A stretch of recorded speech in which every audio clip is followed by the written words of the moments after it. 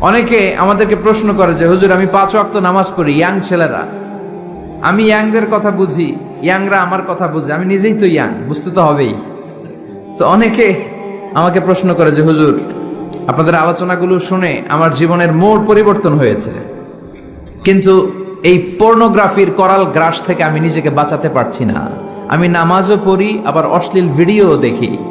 আমি সকালে তওবা করে বিকেলে দেখি, বিকেলে তওবা করে সকালে দেখি। এরকম সমস্যা আমার অনেক যুবক ভাইদের আছে না নাই? তোমাদের যাদের এই সমস্যা তাদের মোবাইলের ওয়েলকামিং নোটে তুমি লিখে রাখবে আল্লাহ ইজ ওয়াচিং মি, মানে আল্লাহ আমায় দেখছেন।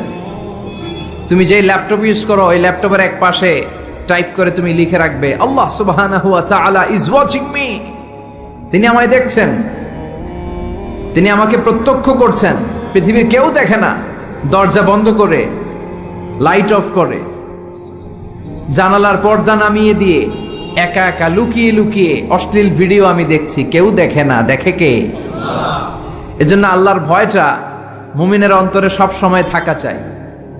আল্লাহর ভয় যদি কোনো মুমিনের অন্তরে থাকে, সে মুমিন কখনো পথ ভুলে যায় না, ঠিক কি না?